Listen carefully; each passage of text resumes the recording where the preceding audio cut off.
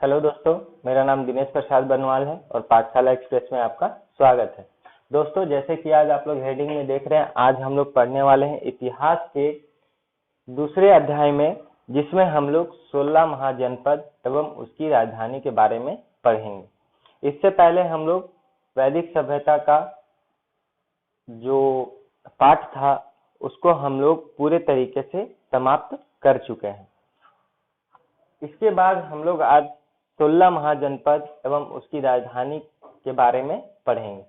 तो चलिए स्टार्ट करते हैं 16 महाजनपद एवं उसकी राजधानी।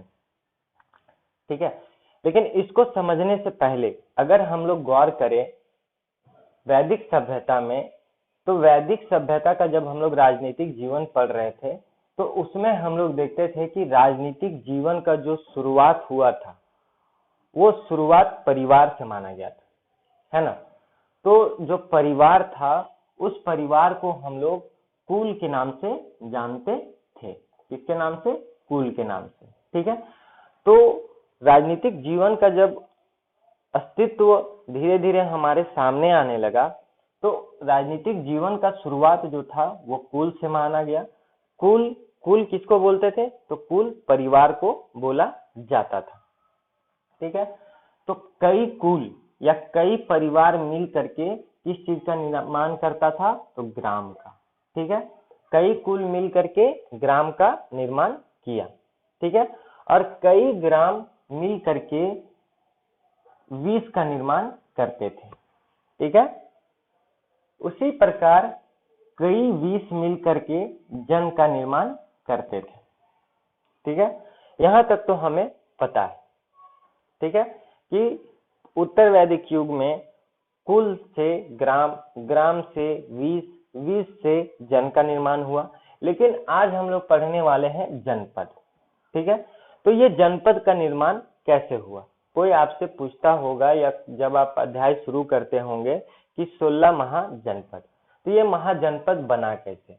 ठीक है, तो महाजनपद बनने का जो कर्म है वो इसी से आपको पता चल जाएगा। कैसे? तो जैसे पहले कुल से ग्राम बना, ग्राम से विष बना, विष से जन बना, तो जन से ही महाजनपद बनता था। लेकिन महाजनपद बनने का प्रोसेस क्या था? तो जब दो जन मिल जाते थे आपस में, तो उससे ही महाजनपद का निर्माण होता था। ठीक है, समझ में आया? जब दो जन आपस में मिलकर क्या करते थे? एक महाजनपद का निर्माण करते थे। ठीक है, तो यहाँ पे आपको महाजनपद का डेफिनेशन देने में किसी तरह का परेशानी नहीं होना चाहिए। क्यों? क्योंकि महाजनपद के बारे में अगर आपसे पूछे तो दो जन जब आपस में मिल जाते थे तो एक महाजनपद का निर्माण करते थे। ठीक है, तो यहाँ पे आपको समझ में आ गया कि महाजनपद, ठीक है, कि महाजनपद कैसे बना। अब यहाँ पे अगर हेडिंग में देखिए तो यहाँ पे 16 महाजनपद लिखा हुआ है। ठीक है, तो ये 16 महाजनपद जिसको हम लोग आज पढ़ने वाले हैं, इसकी जानकारी हमको कहाँ से मिलती है? इसका कुछ ना कुछ प्रमाण तो होना चाहिए, तभी तो आप इसको पढ़ेंगे। आखिर किसी चीज का अगर प्रमाण ना हो तो वह चीज हमारे लिए झूठा साबित होगा कि वो अस्तित्व में था ही नहीं। तो ये 16 महाजनपद जो हम लोग पढ़ रहे हैं, ये 16 महाजनपद की जो जानकारी थी वो दो ग्रंथों में मिलती है, और वो पहला ग्रंथ है बौद्ध धर्म ग्रंथ। ठीक है, बौद्ध ग्रंथ। ठीक है, दूसरा है जैन ग्रंथ। ठीक है, पहला कौन सा है? बौद्ध ग्रंथ, और दूसरा है जैन ग्रंथ। ठीक है, तो ये बौद्ध जो ग्रंथ था उसमें 16 महाजनपद की जानकारी हमको मिलती है। लेकिन बौद्ध धर्म में अनेक ग्रंथ थे, तो उसमें से कौन ऐसे ग्रंथ थे जिसमें 16 महाजनपद की जानकारी हमको मिलेगी? तो उसका नाम है अंगुत्तर निकाय। अंगुत्तर निकाय। ठीक है, यह बौद्ध साहित्य है या बौद्ध ग्रंथ है जिसमें 16 महाजनपद की हमको जानकारी देखने को मिलती है। उसी प्रकार अगर जैन ग्रंथ की बात करें तो जैन ग्रंथ में भगवती सूत्र नामक एक ग्रंथ है जिसमें हमें 16 महाजनपद की जानकारी हमें प्राप्त होती है। ये क्वेश्चन जो है वो आपको बहुत बार देखने को मिला होगा, चाहे वो एसएससी एग्जाम हो, चाहे रेलवे का एग्जाम हो, कोई भी एग्जाम में ये क्वेश्चन आपको देखने को मिलता है।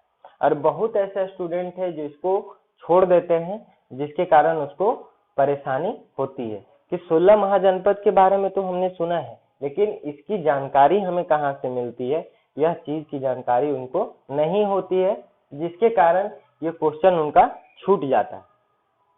तो आप हमारे वीडियो में पढ़ रहे हैं तो हम चाहते हैं कि आपको जो भी स्टडी मटेरियल हो या क्वेश्चन में जो भी एग्जाम में जो भी क्वेश्चन पूछा जाए, वो सारा क्वेश्चन या आंसर जो भी हो वो सब हमारे वीडियो में प्रोवाइड हो, जिससे कि आपको ये ना लगे कि हम शायद इसको पढ़े हैं। आप हमारे वीडियो में इस चीज को पढ़िए और जहां भी आप एग्जाम देने जाएं वहां पे आप कॉन्फिडेंट होकर के सारे क्वेश्चन का आंसर दे के आइए। तो चलिए, अगर आपसे पूछे पहला क्वेश्चन कि महाजनपद का निर्माण कैसे होता है, तो ये आपको बताया गया कि 2 जन मिलकर के महाजनपद का निर्माण किया करते थे। अब इसकी जानकारी कहाँ पे मिलती है, तो इसकी जानकारी 2 धर्म ग्रंथों में मिलती है। एक बौद्ध धर्म ग्रंथ है जिसका नाम अंगुत्तर निकाय है, और एक जैन धर्म ग्रंथ है जिसका नाम भगवती सूत्र है। ये 2 धर्म ग्रंथ ही हैं जिसमें हमें 16 महाजनपद की जानकारी देखने को मिलता है। ठीक है, अब 16 महाजनपद कौन कौन से हैं और उसकी राजधानी क्या है, यहाँ से हम लोग पढ़ेंगे। ठीक है, यहाँ से आपको क्वेश्चन किस तरह पूछा जाएगा कि 4 महाजनपद लिख देंगे, ठीक है, और 4 उसकी राजधानी लिख देंगे और बोलेंगे उनका मिलान करें। ठीक है, तो इस तरह का क्वेश्चन आपको देखने को मिलता है। ठीक है, तो चलिए हम आपको अब 16 महाजनपद एवं उसकी राजधानी के बारे में पढ़ेंगे। ठीक है, तो इसमें 16 महाजनपद को पढ़ने के लिए हमारे पास कोई ट्रिक नहीं है। ठीक है, अभी तक इतिहास का कोई भी ट्रिक की बुक ले लीजिए तो आपको 16 महाजनपद याद करने के लिए कोई ट्रिक नहीं बताया गया। ठीक है, उसको आपको प्रोसेस वाइज अपने तरीके से सरल करके उसको याद करना पड़ेगा। ठीक है, तब पर भी हम कोशिश करते हैं कि आपको ज्यादा से ज्यादा हम अपने तरीके से समझा सके, जिससे कि आपको ज्यादा से ज्यादा समझ में आ सके। तो 16 महाजनपद को याद करने का कुछ ट्रिक हम आपको बताते हैं, जिसमें से पहला ट्रिक होगा कि कौन सा महाजनपद किस क्षेत्र में था। जैसे कि अगर हम बात करें बिहार में, तो बिहार महाजनपद, बिहार अगर कोई उस समय जो क्षेत्र था उसमें जो महाजनपद थे या कौन कौन से महाजनपद थे, तो आज के समय में अगर हम बिहार का मैप देखें तो उस बिहार के मैप में कितने महाजनपद थे और उसकी राजधानी क्या थी, इन सभी चीजों को हम पढ़ेंगे। तो चलिए हम लोग स्टार्ट करते हैं। तो पहला जो है वो बिहार से ही हम स्टार्ट करेंगे। तो बिहार में उस समय 3 महाजनपद हमको देखने को मिलता है। ठीक है, दूसरा क्षेत्र है यूपी, जिसमें हम लोग को सबसे अधिक महाजनपद, जिसकी संख्या 8 थी, वो हमें यूपी में देखने को मिलता है। ठीक है, तीसरा है एमपी। एमपी में केवल और केवल 1 महाजनपद हमको देखने को मिलता है। ठीक है, तो इस तरह हम लोग देखिए कितना महाजनपद को कवर किए, 8 3 11 और 1 12। और अगर हम आगे की बात करें तो यहाँ पे आ जाता है राजस्थान। ठीक है, राजस्थान में भी 1 ही महाजनपद था। ठीक है, और इससे अगर हम आगे की बात करें तो दक्षिण भारत, जिसमें से 1 ही महाजनपद की जानकारी हमको मिलती है। इसके बाद अगर हम बात करें पाकिस्तान, जिसमें 2 महाजनपद हमको देखने को मिलता है। तो इस तरह अगर हम देखें टोटल, तो 8 3 11 12 13 14 2 16, टोटल 16 महाजनपद हो गया। ठीक है, अगर आपसे अब डायरेक्ट पूछे कि महाजनपद कितने थे, तो 16 महाजनपद। और अगर आपसे पूछे कि कौन कौन से क्षेत्र में कितने महाजनपद थे, तो आप आंख बंद करके बता सकते हैं कि बिहार में 3, यूपी में 8, दक्षिण भारत में 1, एमपी में 1, राजस्थान में 1 और पाकिस्तान में 2। ठीक है। अगर ये चीज आप याद नहीं रखेंगे तो आपको थोड़ा सा कंफ्यूजन होगा कि बिहार में कितने थे या यूपी में कितने थे। तो ये आपका एक शॉर्ट ट्रिक टाइप का है, इसको आप याद कर सकते हैं कि बिहार में 3 महाजनपद था, यूपी में 8 था, उसके बाद राजस्थान में 1 था, दक्षिण भारत में 1 था, उसके बाद एमपी में 1 था और पाकिस्तान में 2 था। ठीक है। तो ये आपका एक शॉर्ट ट्रिक के रूप में काम करेगा। अब हम लोग इसी तरह सीक्वेंस वाइज हम लोग देखेंगे कि बिहार में जो 3 महाजनपद थे वो कौन कौन थे, यूपी में कौन कौन थे, इनको हम लोग एक क्रम के अनुसार पढ़ते चलेंगे और इसकी राजधानी को भी देखेंगे और साथ साथ में इतिहास में जो हम लोग आगे का पाठ्यक्रम पढ़ेंगे उसमें से जो जो राजा इंपॉर्टेंट होगा उस राजा के बारे में पढ़ेंगे कि इस महाजनपद में ये राजा का शासन था और आगे चल के उसकी भूमिका को भी हम लोग समझेंगे। ठीक है। तो चलिए अब हम लोग स्टार्ट करते हैं कि ये जो महाजनपद है इस महाजनपद की राजधानी और वहां के प्रसिद्ध शासक। ठीक है। तो इसको हम लोग मिटाते हैं, इसको आप लोग लिख लीजिएगा। अब हम लोग समझते हैं कि बिहार में जो 3 महाजनपद हम आपको बताएं वो 3 महाजनपद कौन कौन से हैं और उसकी राजधानी कौन कौन है। ठीक है। तो यहाँ पे हम लोग सबसे पहले बिहार का हेडिंग डालते हैं। ठीक है।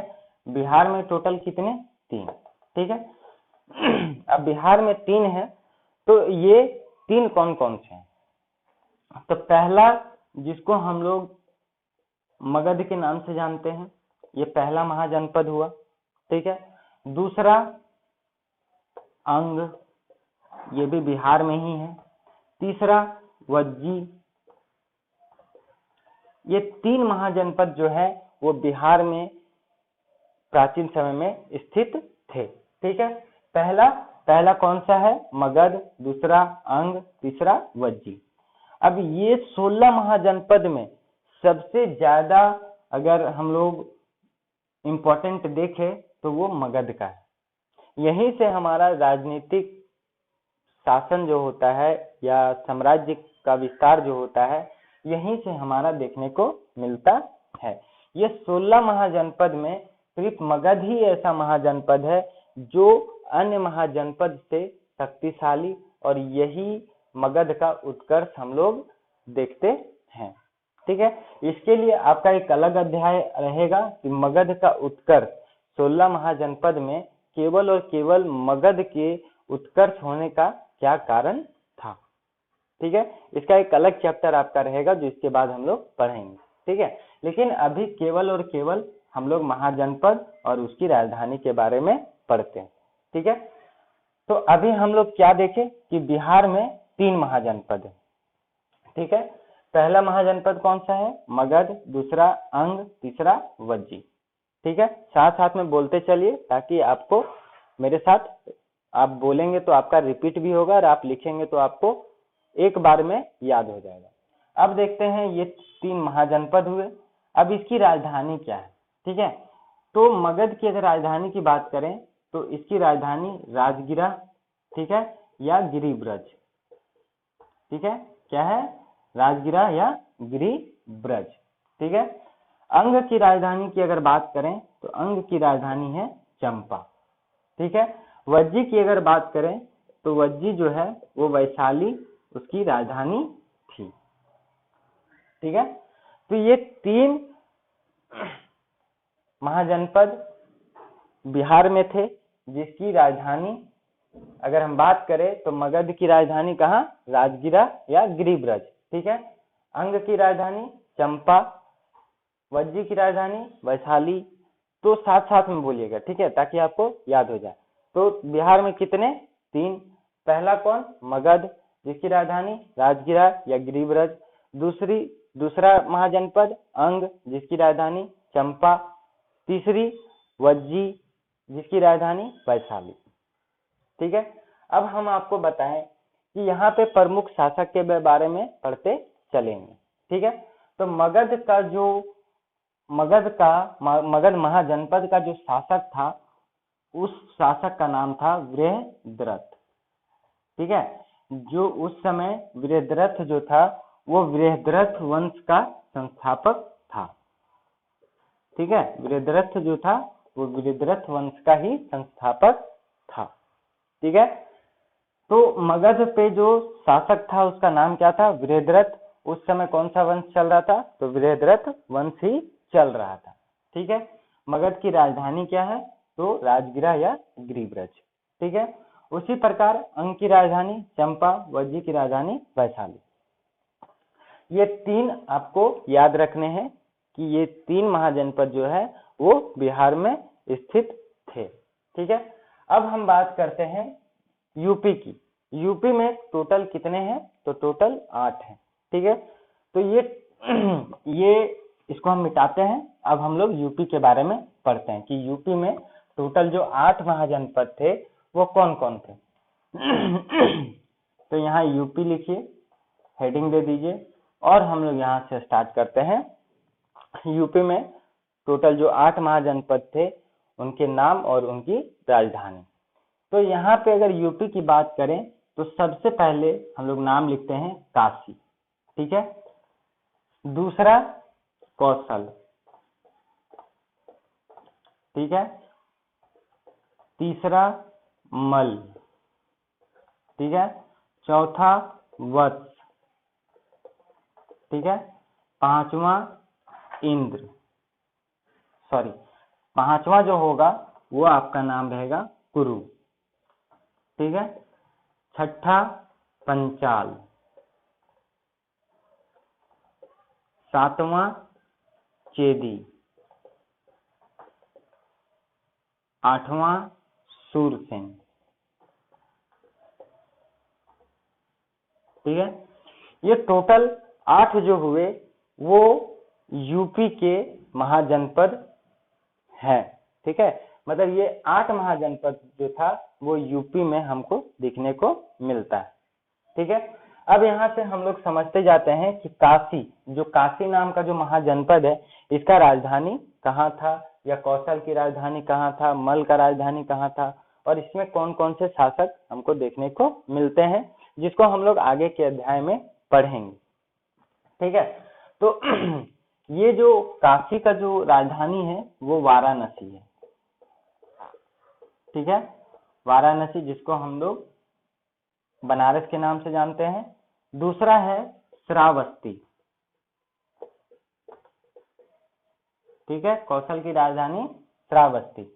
मल का कुशीनगर। ठीक है, वत्स का कौशाम्बी। ठीक है, कुरु का इंद्रप्रस्थ। ठीक है, पंचाल अहिछत्रक।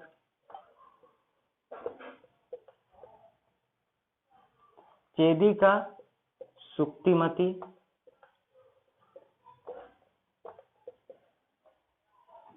और सूरसेन का मथुरा। ठीक है, तो इधर क्या है? महाजनपद, और ये उसकी राजधानी। ठीक है, तो यहाँ पे याद रखिएगा कि यूपी में 8 महाजनपद थे, जिसमें से पहला महाजनपद कौन है? काशी, जिसका राजधानी कहाँ है? वाराणसी है।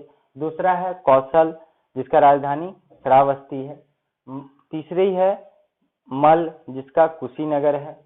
वत्स, जिसका राजधानी क्या है? कौशाम्बी है। कुरु, जिसका राजधानी इंद्रप्रस्थ है। पंचाल, जिसकी राजधानी अहिछत्रक है। चेदी, जिसकी राजधानी सुक्तिमती है। और लास्ट कौन सा है? सूरसेन, जिसका राजधानी क्या है? मथुरा है। अब इतना हम लोग पढ़ लिए। अब हम लोग यहाँ पे पढ़ते हैं उसके शासक कि इसमें कौन कौन से शासक थे। तो इसमें सबसे ज्यादा इम्पोर्टेंट है कौशल, जिसकी राजधानी श्रावस्ती है। कौशल में प्रसेनजीत नामक शासक शासन करता था।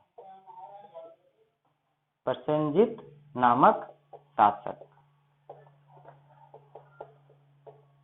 ठीक है, अब ये प्रसेनजीत कौन था? आगे का अध्याय में जब हम लोग पढ़ेंगे कि प्रसेनजीत नामक एक शासक का आपको उल्लेख मिलेगा, और वह प्रसेनजीत का जो कहानी स्टार्ट होता है वो इसकी बहन से स्टार्ट होता है, और इसकी बहन का नाम था महाकौशला। ठीक है, ठीक है, ये दोनों नाम को आप ध्यान से रखिएगा, क्योंकि आगे वाला जैसे ही हम लोग आगे का चैप्टर पढ़ेंगे ना, तो यहाँ पे इसका कहानी आपको पढ़ने को मिलेगा कि आखिर महाकौशला जो थी वो कौन थी, और उसके साथ इसका जो हम लोग 16 महाजनपद में लिख रहे हैं प्रसेनजीत एक शासक था, वह महाकौशला से फिर कैसे कनेक्ट होता है। ठीक है, तो यहाँ पे इसको हम लोग याद रखते हैं। दूसरा है सूरसेन। सूरसेन जो मथुरा जिसकी राजधानी है, यहाँ पे जो था, यहाँ पे जो शासक था उसका नाम था अवंती पुत्र। ठीक है, अवंती पुत्र यहाँ पे शासक था। ठीक है, तो ये दोनों को आप याद रखिए। ठीक है, तो ये दोनों याद रखिएगा, और साथ साथ में इसकी राजधानी भी आपको याद रखना है, क्योंकि यहाँ से आपको एक ना एक क्वेश्चन देखने को मिलता है। ठीक है, तो ये आप उतार लीजिए। अब हम लोग हमारा कितना महाजनपद क्लियर हुआ, बिहार खत्म हो गया और यूपी खत्म हो गया। अब बचा कितना, एमपी, राजस्थान, दक्षिण भारत और पाकिस्तान। ठीक है, तो यहाँ पे हम लोग यहाँ पे खत्म यूपी का। अब हम लोग बात करते हैं एमपी। ठीक है, तो इसको मिटा देते हैं।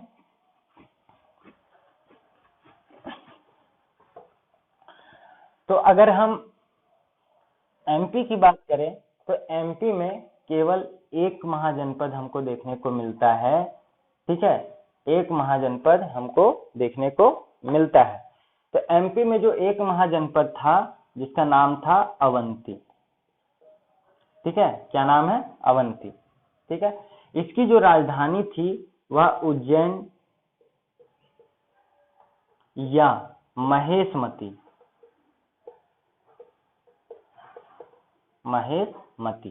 जो हम लोग बाहुबली फिल्म देखे हैं ना, बाहुबली फिल्म में महेशमती नाम की एक औरत रहती है। तो ये वही बाहुबली फिल्म को ही याद रखिएगा कि अवंती का जो राजधानी था वो महेशमती था। ठीक है, क्या याद रखिएगा कि एमपी में जो एक महाजनपद था उस महाजनपद का नाम क्या था, अवंती था।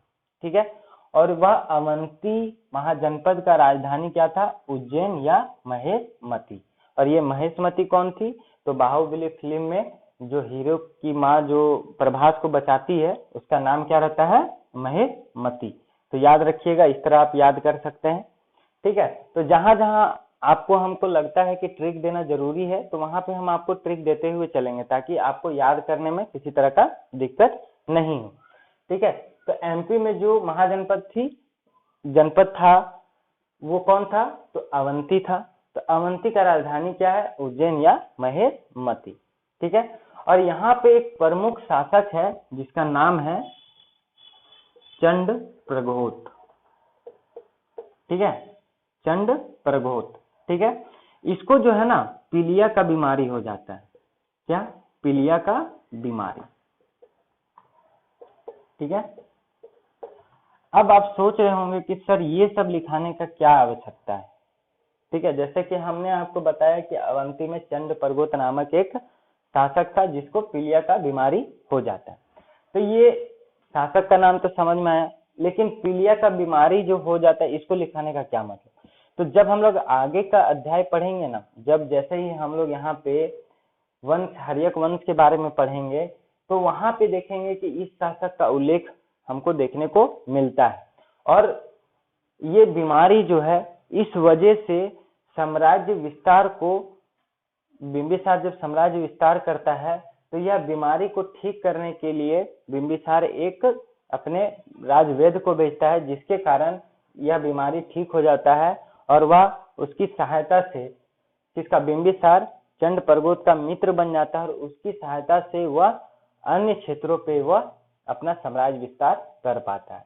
तो ये जो हम लिखवा रहे हैं वो कहीं वेस्ट मटेरियल नहीं है, ये आपके आगे के पार्ट में जब आप पढ़िएगा तो आपको पता चलेगा कि हाँ यहाँ से कैसे वो कनेक्ट किया गया है।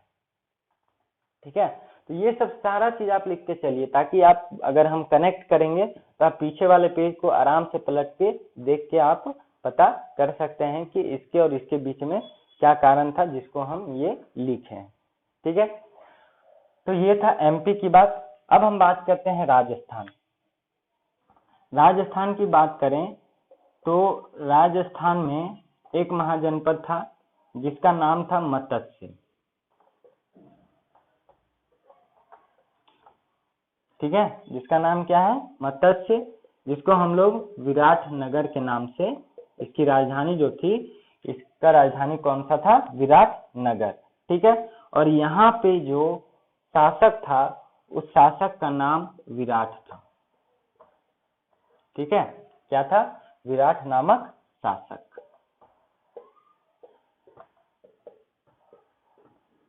ठीक है, राजस्थान में जो महाजनपद था उसका नाम क्या था? मत्स्य था, और उसकी राजधानी कहाँ थी?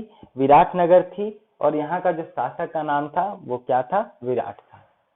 ठीक है, तो इसको कैसे याद रख सकते हैं कि राजस्थान में पानी का कमी था।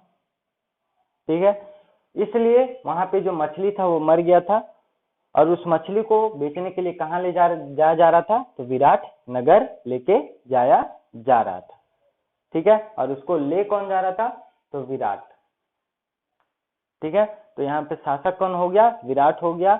तो राजस्थान में कौन सा महाजनपद? मत्स्य। मत्स्य मर गया तो कहाँ लेके चल गया? विराटनगर बेचने के लिए, और उसको ले कौन जा रहा था? तो विराट नामक शासक उसको बेचने के लिए ले जा रहा था। तो इस तरह से आप कनेक्ट करके पढ़ सकते हैं।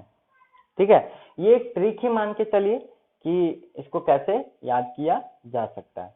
ठीक है, अब हम बात करते हैं दक्षिण भारत की। दक्षिण भारत।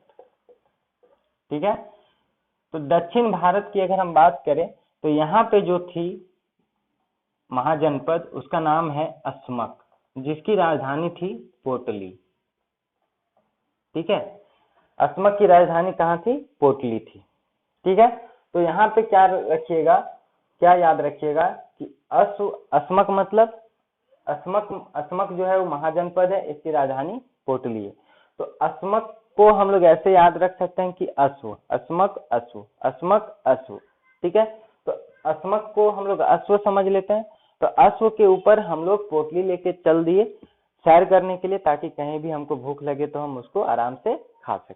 ठीक है, तो इसको हम लोग कैसे याद करेंगे कि दक्षिण भारत में अस्मक नाम का या अश्व नाम का एक महाजनपद था जिसकी राजधानी पोटली थी। तो इस तरह हम लोग इसको भी कनेक्ट करके याद कर सकते हैं। ठीक है, तो हमारा टोटल कितना हो गया यहाँ पे देखते हैं। तो 8, 3, 11, 12, 13, 14। अब बचा पाकिस्तान। ठीक है, पाकिस्तान में हम कितना आपको बताएं? तो 2 महाजनपद। ठीक है, तो 2 महाजनपद की अगर हम बात करें तो यहाँ पे हम आपको मिटा के लिख देते हैं कि पाकिस्तान में कौन कौन से महाजनपद थे। तो पाकिस्तान की अगर हम बात करें तो पाकिस्तान में 2 महाजनपद हमको देखने को मिलता है। ठीक है, पहला जो महाजनपद था वो कंबोज।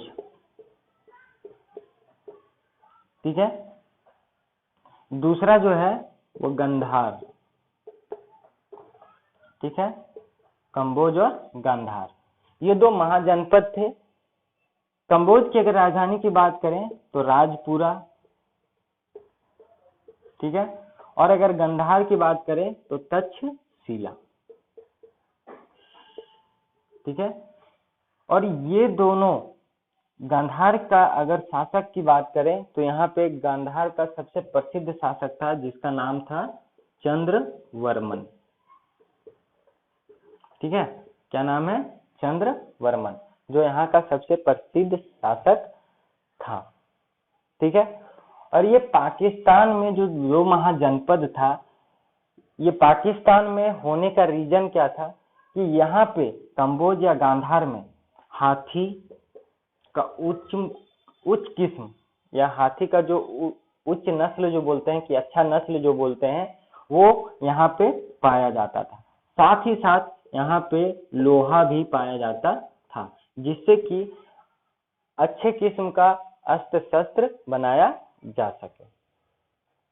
ठीक है, ये सब लिखते चलिएगा, ठीक है, ताकि आपको आगे के चैप्टर में सब कुछ क्लियर हो पाए कि आखिर यहाँ पे चंद्रवर्मन लिखा गया है, हाथी या लोहा लिखा गया है, तो आगे में इसका क्या भूमिका हमको देखने को मिलेगा। ठीक है, तो पाकिस्तान में दो था, कंबोज और गांधार। कंबोज का राजधानी राजपुरा और गांधार की राजधानी तक्षशिला। गांधार में एक शासक था जिसका नाम था चंद्रवर्मन, और ये दो जो महाजनपद हैं वो पाकिस्तान में डेवलप होने का रीजन ये था कि यहाँ पे उच्च किस्म के हाथी तथा लोहे पाए जाते थे। लोहा से अच्छे किस्म के औजार या अस्त्र शस्त्र बनाए जाते थे। ठीक है, तो ये 16 महाजनपद आपको देखने को मिला। अब आगे के चैप्टर में हमारा एक चैप्टर रहेगा जिसमें से हम लोग मगध के उत्कर्ष के बारे में पढ़ेंगे कि ये 16 महाजनपद जो है, इस 16 महाजनपद में सबसे ज्यादा विकास करने वाला महाजनपद की अगर हम बात करें तो वो था मगध। मगध के अलावा कोई ऐसे महाजनपद नहीं हुए जो इतिहास में सबसे ज्यादा प्रसिद्ध रहे होंगे। ठीक है, मगध ही एक ऐसा महाजनपद था जो आगे चल के साम्राज्य या अनेक शासक यहाँ पे शासन करते हैं। अन्य कोई ऐसे महाजनपद नहीं थे जहाँ पे राजा का लंबे समय तक शासन व्यवस्था चला हो। ठीक है, याद रखिएगा इसमें एक पॉइंट कि इस 16 महाजनपद में सबसे पहले युद्ध करके जीता जाने वाला महाजनपद जो था वो अंग था। ठीक है, अंग की राजधानी चंपा। ठीक है, सबसे पहले जीते जाने वाला महाजनपद कौन था? तो अंग था, और सबसे बाद में जीता जाने वाला महाजनपद जो था वो कलिंग था। ठीक है, सबसे पहले कौन सा जीता गया क्षेत्र था? महाजनपद था अंग, दूसरा कौन सा था? कलिंग था। तो ये चीज आप याद रखिएगा। अब हम लोग अगले चैप्टर में मगध का उत्कर्ष के बारे में पढ़ेंगे कि मगध का उत्कर्ष जो हम पढ़ते हैं उसमें क्या ऐसा रीजन हुआ था जिसके कारण मगध का ही उत्कर्ष हुआ, अन्य कोई महाजनपद का उत्कर्ष हमको देखने को नहीं मिलता। तो ये हमारा एक पर्सनल चैप्टर रहेगा, मगध के उत्कर्ष का कारण। ठीक है, तो चलिए आज के लिए बस इतना ही। आई होप कि आपको ये 16 महाजनपद और उसकी राजधानी आपको बहुत अच्छे तरीके से समझ में आया हो। और अगर आपको हमारा वीडियो पसंद आ रहा है तो प्लीज हमारे वीडियो को लाइक, कमेंट और सब्सक्राइब जरूर करें। और अगर आपके कुछ सगी संबंधी दोस्त हैं जो पढ़ाई करते हैं, आप हमारे वीडियो को शेयर करिए ताकि उन तक ये वीडियो पहुंच सके और वो भी कुछ सीख सके और हमारा चैनल भी डेवलप कर सके। तो चलिए आज के लिए बस इतना ही। अगले चैप्टर में हम लोग अगले क्लास में हम लोग दूसरे चैप्टर को पढ़ेंगे। तो चलिए आज के लिए बस इतना ही। धन्यवाद।